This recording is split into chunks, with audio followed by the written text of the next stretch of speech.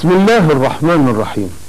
في سلسلة حديثنا عن عباد الرحمن نلتقي مع الصفة الأولى من صفات عباد الرحمن بعد أن تحدثنا عن العبودية وعن الرحمانية. القرآن يراقب المسلم في كل شيء ويوجه المسلم إلى ما فيه السعادة في الدنيا والآخرة. القرآن يربي، ومن الموضوعات التي تحدث عنها القرآن في التربية موضوع المشي، وقد اخترت 3 أنواع من المشي. اخترت موضوع مشيتين يحبهما الله ورسوله، واخترت مشية ثالثة يكرهها الله ويكرهها رسوله. المشية الأولى مشية عباد الرحمن. قال رب العالمين في أول صفة من صفات عباد الرحمن: وعباد الرحمن الذين يمشون على الأرض هونا مشيا متواضعا. فمعنى كلمة هونا بالفتح، بفتح الهاء، التذلل لله سبحانه وتعالى. أما هون بضم الهاء فمعناها المهانة والإذلال. قال رب العالمين: اليوم تجزون عذاب الهون. وقال: فأخذتهم صاعقة العذاب الهون. فكلمة الهون بالضم معناها الإذلال، أما كلمة هونا بالفتح فمعناها الضراعة لله سبحانه وتعالى، والضراعة لله عز. لاحظ الفرق من الفتح للضم، يتغير المعنى نهائي، يتغير المعنى نهائي. المشي في القرآن مشي عباد الرحمن يمشون على الأرض هونا متواضعين. من وصايا لقمان لابنه: ولا تمشي في الأرض مرحا إن الله لا يحب كل مختال فخور. فإذا ينهاه عن مشي التكبر، لأن الله لا يحب كل مختال فخور. آخر الآية يفسر مقصد لقمان من وصيته: لا تمشي في الأرض مرحا إن الله لا يحب كل مختال فخور. واقصد في مشيك، والقصد هو الاعتدال، سواء كان المشي هو الحركة التي ينتقل بها الإنسان من مكان إلى آخر، أو كان المشي بمعنى السلوك العام. فنحن نقول فلان مشيه طيب، ولا نعني مشيه يعني حركات أقدامه، ولكن نعني مشيه يعني سلوكه. فكلمة المشي تحتمل الأمرين، تحتمل الأمرين.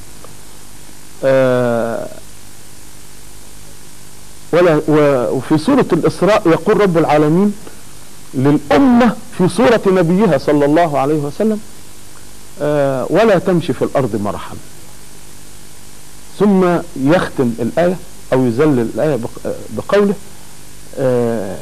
إنك لن تخرق الأرض مهما سرت متكبرا كمال أجسام بطولات وضربت في الأرض فإنك لن تخرق الأرض،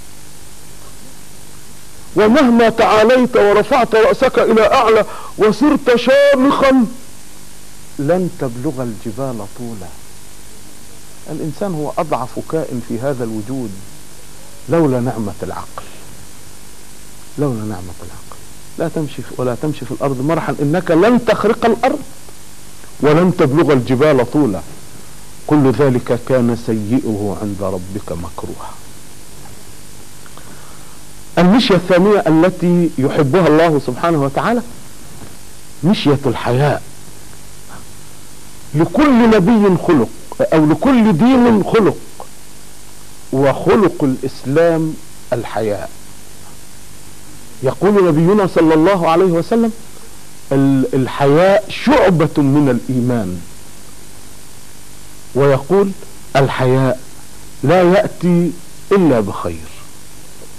الحديث للبخاري ومسلم. من أجل ذلك تكلم رب العالمين عن مشية الحياء في صورة المرأة ابنة الرجل الصالح في مدين، فقال رب العالمين فجاءته إحداهما تمشي على استحياء.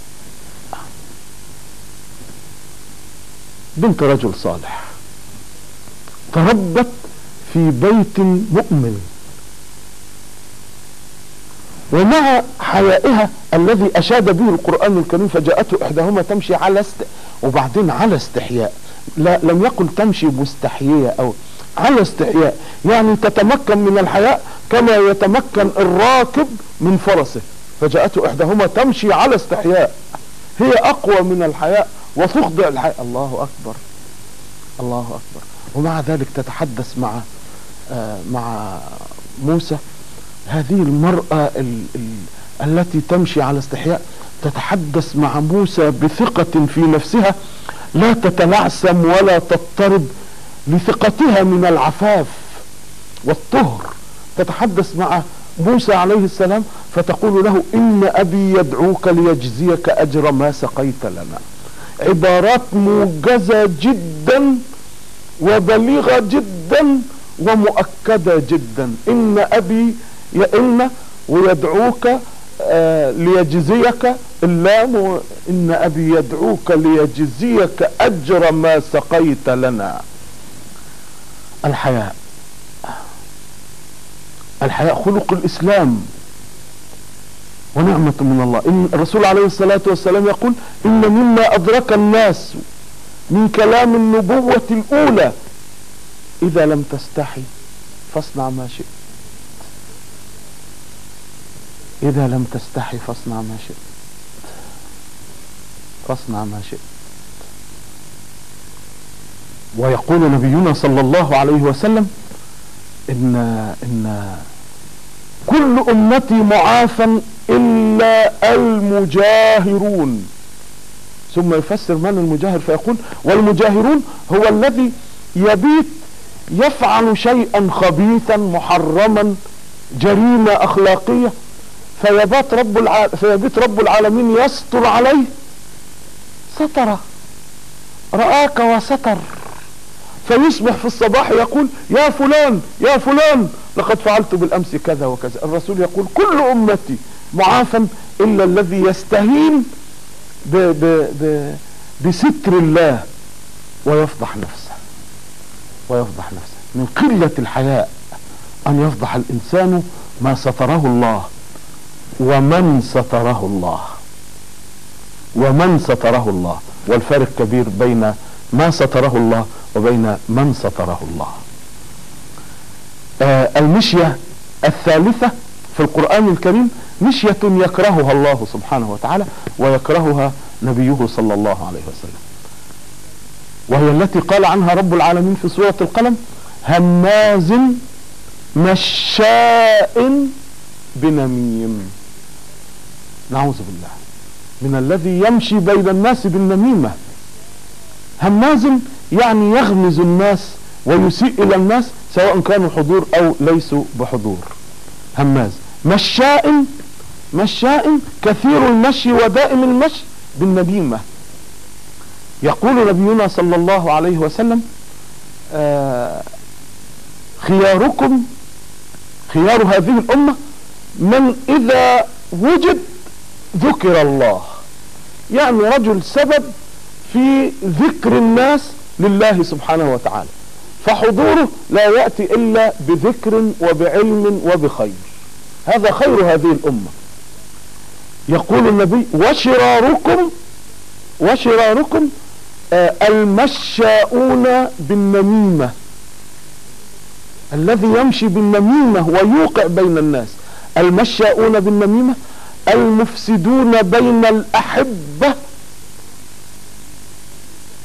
الباغون للبراء العيب. يعني الذين اذا وجد انسان يمدح والناس في رضا عنه وينظرون اليه نظرة راحة، يغتاظ داخليا ويبحث عن نقطة الضعف لهذا الانسان حتى ينشرها بين الناس، لانه هو داخليا يشعر بخيبة امله في اكتمال اخلاقه.